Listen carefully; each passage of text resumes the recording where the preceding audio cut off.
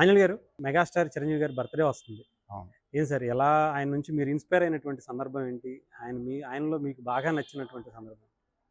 ఆయన స్వయం కృషిశీలుడు, అతి సామాన్యుడు, అనితర సాధ్యుడు. నేటి తరానికి ఒక వివేకానందుడిలాగా కష్టపడి పనిచేస్తే స్వయం కృషితో ఎంత ఎత్తుకైనా సరే యువత ముందుకెళ్ళొచ్చనేటువంటిది చూపించినటువంటి వ్యక్తి.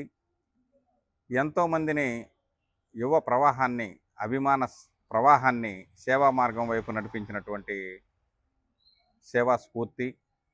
రాజకీయాల్లో సామాజిక న్యాయం ఉండాలని చెప్పి ధైర్యంగా పార్టీ పెట్టి తిరుపతిలో మళ్ళీ ఎవరూ చేయలేని విధంగా లక్షలాది మంది ప్రజల మధ్య పార్టీని అనౌన్స్ చేయటమే కాకుండా 70 లక్షల ఓట్లతో 18 సీట్లు సాధించి ₹1 ఖర్చు పెట్టకోకుండా 100కు పైగా సీట్లు బీసీలకు ఇచ్చి సామాజిక న్యాయాన్ని పాటించినటువంటి సామాజిక న్యాయ శిఖరం మెగాస్టార్ చిరంజీవి గారు.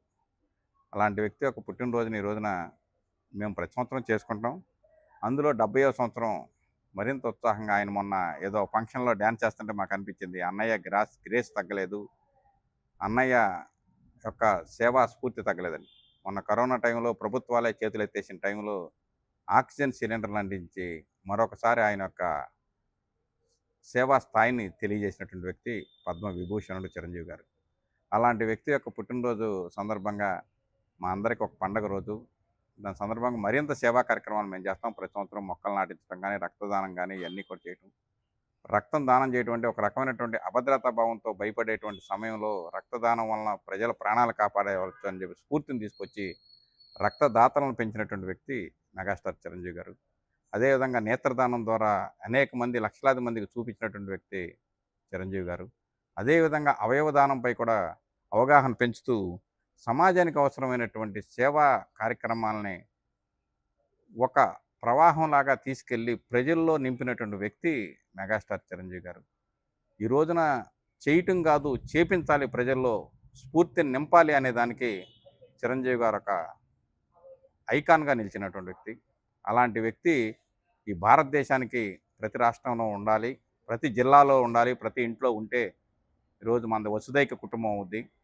మెగాస్టార్ చిరంజీవి గారిని ఇష్టపడని వ్యక్తులు ఉండరు. పార్టీలకి, కులాలకి, మతాలకి, రాజకీయాలకు అతీతంగా కూడా ఆయన ఇష్టపడతారు.